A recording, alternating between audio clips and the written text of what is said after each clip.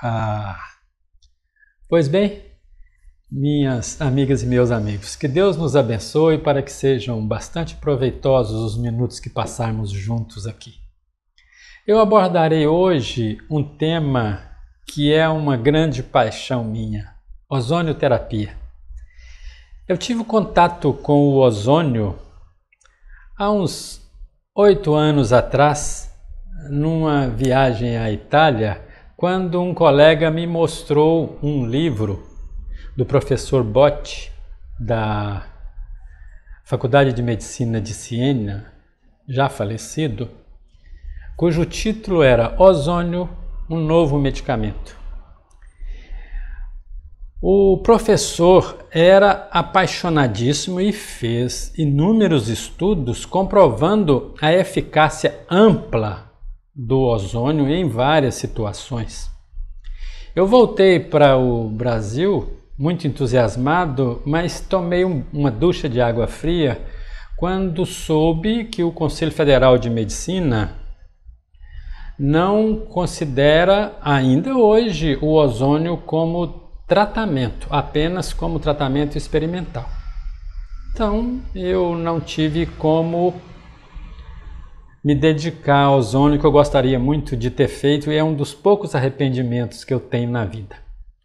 O ozônio ele é obtido através de um pequeno gerador por onde passa uma corrente do oxigênio, um oxigênio medicinal, esse mesmo que nós usamos aí para melhorar a respiração de alguns pacientes. Esse oxigênio passa por um gerador, recebe descargas elétricas e sai adiante uma mistura de 95% de oxigênio e 5% de ozônio. Então é uma mistura de oxigênio e ozônio que nós chamamos ozônio medicinal.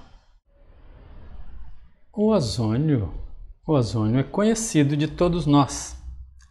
Ele forma no nosso céu, a cerca de 20, 30 quilômetros acima do nível do mar, uma barreira que dá esse tom azulado ao céu e que é considerado o gás da vida, porque ele é uma barreira para a radiação ultravioleta do Sol, que exterminaria a vida na Terra não houvesse a absorção dessa radiação pelo ozônio. Então o ozônio já é conhecido de todos nós, ele forma essa proteção atmosférica à radiação ultravioleta. E ele tem esse uso magnífico na saúde humana que eu espero em breve possa estar disponível aqui no Brasil também.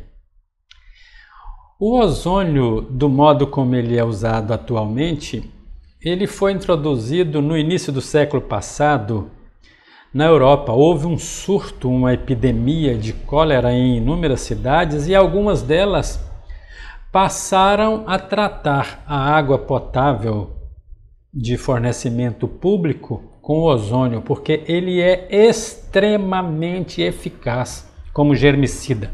Ele mata parasita, bactéria, vírus e fungo.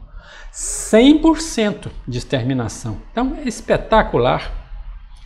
E é usado ainda hoje, claro, em algumas cidades da Europa, em várias cidades da Europa e dos Estados Unidos. Em 1914 a 18, na Primeira Grande Guerra, o médico-chefe do exército alemão, Dr. Wolff, eu acho que o nome dele se diz assim, passou a tratar o ozônio dos feridos de guerra, aquelas feridas horríveis, infectadas, traumáticas. Ele passou a tratar e conseguiu, através do ozônio, impedir que muitos soldados fossem amputados. E ele ficou entusiasta do ozônio medicinal e em 1940 ele publicou um livro, Ozonioterapia Médica, que se tornou uma espécie de bíblia no mundo inteiro. Mas a minha percepção é que o grande avanço do ozônio ocorreu com o professor Botti. Esse livro dele é super bem fundamentado e ele pesquisou sobre os mecanismos de ação do ozônio e todos eles são magníficos. Por exemplo, o ozônio é excelente analgésico e anti-inflamatório. Por quê?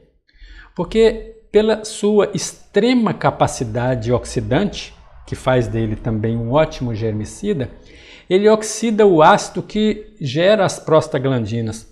E o excesso de prostaglandinas é que mantém esses processos inflamatórios crônicos que estão na origem de quase todas essas doenças crônico-degenerativas que a gente ouve falar por aí. Então ele tem essa ação anti-inflamatória e analgésica espetacular. Ele é germicida, então ele elimina parasita, bactéria, vírus, fungo, mas além disso ele modula o nosso sistema imunológico. Ele nos prepara para enfrentar futuras ameaças à nossa integridade por esses micro-organismos. Terceiro, ele equilibra radicais livres e antioxidantes. Como nós somos seres que dependemos do oxigênio para gerarmos a nossa energia, uma parte desse oxigênio gera radical livre e radical livre tem função no corpo. O excesso deles é que gera um envelhecimento acelerado e doença. Então precisa de um sistema antioxidante que equilibra o excesso de radicais livres e o ozônio tem esta função. Outra função espetacular dele é a sua capacidade de melhorar a oxigenação dos tecidos. Tanto ele melhora a qualidade do sangue, como ele favorece a penetração do oxigênio nas células, o que dá a ele inúmeras outras indicações. Antes de terminar, é preciso que eu diga que o Conselho Federal de Odontologia e de Fisioterapia reconhecem o ozônio como prática terapêutica. Só o de medicina que ainda não. Mas eu tenho certeza que em breve isso acontecerá para todos nós, porque o ozônio tem uma aplicação universal. Assim como ele está nos protegendo na Terra como um todo, ele vai proteger a nossa saúde também em breve. Aloha!